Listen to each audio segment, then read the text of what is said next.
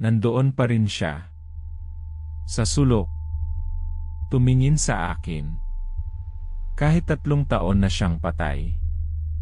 Hayaan niyo akong ikwento kung paano nagsimula ang lahat. Noong 22 ako, nagpasya akong lumipad patungong Japan. First time ko makalayo sa Batangas at lalo na sa nanay ko. Para akong nakalaya pero kasama ng kalayaan ay ang matinding homesickness. Napunta ako sa isang factory sa Nagoya na gumagawa ng auto parts. Malaki ang sweldo kumpara sa Pinas at ang arrangement namin ay mailibreng board and lodging sa dorm ng factory. Isang dormitoryo para sa mga babaeng empleyado. 6 sa isang kwarto. 6 na kubeta, 6 na kama, 6 na locker. Hindi siya masikip dahil magaling ang design. Pero ang pinakamasaya sa lahat, Filipino ang isa kong ka-roommate. Si Rina. Halos kaedad ko lang din, galing siya ng Pampanga. Naging instant best friends kami. Tuwing gabi, bago matulog, nagkukwentuhan kami ng mga nangyari sa araw, kung gaano kahirap ang trabaho, at kung gaano namin namimiss ang Pilipinas. Nagplano pa nga kami na mag-travel sa Tokyo at Osaka kapag may day off kami. Walang araw na hindi kami magkasama.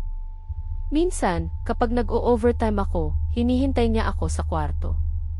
Minsan naman, siya ang hinihintay ko. Hindi kami nag-iwanan. At dito nagsimulang maging kakaiba ang lahat. Mag-comment ng kung naniniwala kayo sa mga ganitong kwento dahil lalala pa ito. Isang araw, nagkasakit ako. Nilalagnat ako at masama ang pakiramdam ko. Hindi ako nakapasok sa trabaho. Ayaw akong iwan ni Rina. Hindi ka pwedeng mag-isa dito. Sino ang mag-aalaga sa'yo? Pero kailangan mong pumasok. Hindi tayo pwedeng mag-absent ng sabay. Hayaan mo na. Sasabihin ko sa supervisor na masama rin ang pakiramdam ko. Naku, Rina, huwag. Hindi pwedeng ganoon. Baka matanggal tayo. Hindi mangyayari yon. Sige na, matulog ka muna. Babantayan kita. Sino ang hindi mangangarap sa isang kaibigang ganyan? Pero magtiwala kayo, kailangan niyong manatili para sa susunod na mangyayari. Dahil dito talagang nagiging hindi ka panipaniwala. Sa sobrang taas ng lagnat ko, nagising ako kinabukasan na medyo lito pa. Nakita ko si Rina na nakaupo sa tabi ng kama ko. Hindi pa rin siya umaalis. Rina, hindi ka pa rin pumasok. Anong oras na? Gabi na. Hindi ako pumasok. Gusto kong siguraduhin na ayos ka na. Naku, Rina, salamat. Pero seryoso, kailangan mo nang magpahinga. Ayos lang ako. Pero may gusto akong itanong sa'yo. Ano iyon? Sino si Maricel? Maricel? Wala akong kilalang Maricel. Yung kausap mo kagabi. Kausap? Wala akong kausap kagabi. Siguro nagdidiliryo lang ako dahil sa lagnat. Kinabukasan, medyo magaling na ako. Kailangan na naming pumasok. Sa factory, nakasalubong namin si Manang Esther, isang mas matandang Pilipina na matagal na rin sa Japan. Magandang umaga po, Manang Esther. Oh, anak, ayos ka na ba? Nabalitaan kong nagkasakit ka. Opo, Manang. Medyo maayos na po. Salamat po. Buti na lang at ginawa mo ang lahat. Hindi na sana mangyari ulit ang nangyari kay Rina. Nagulat ako.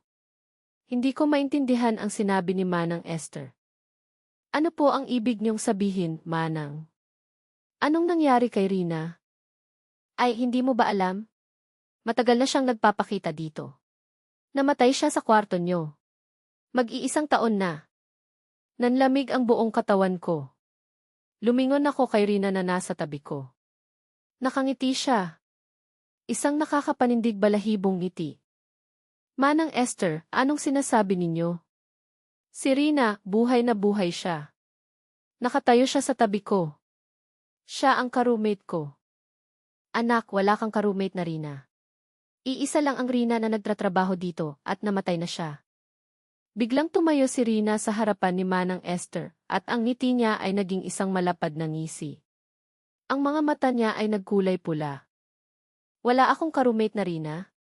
Ako si Rina. At hindi pa ako namamatay. Naku po. Lumayas ka, masamang espiritu. Hindi ka na nabibilang dito. Nagsimulang mag-iba ang anyo ni Rina. Unti-unting humaba ang mga kuko niya, nagiging parang matutulis na patalim. Ang balat niya ay naging maputla at ang buhok niya ay nagulo. Parang isang bangkay na bumangon mula sa hukay. Nagsimula siyang magmura sa isang wikang hindi ko maintindihan. Hindi niyo ako pwedeng paalisin. Dito ako nabibilang. Dito ako mamamalagi. Agad kaming tumakbo ni Manang Esther. Hindi ko inasahan ang ganitong pangyayari sa Japan. Nagsimulang magtinginan ang mga Hapon na empleyado. Hindi nila maintindihan ang nangyayari. Pero ramdam ko ang takot sa kanilang mga mata.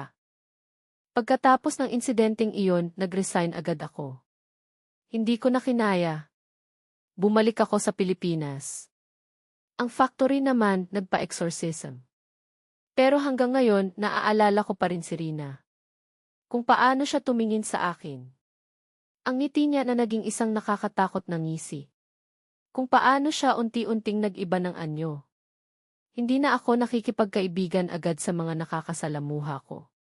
Laging may pagdududa sa isip ko. Sino nga ba talaga ang kasama ko? Kaya, totoo ba ito o katang-isip lamang? I-comment ang inyong mga nararamdaman. At kung may sarili kayong karanasan tulad nito, ibahagi ninyo sa comments. Mag-subscribe para sa bagong kwento araw-araw.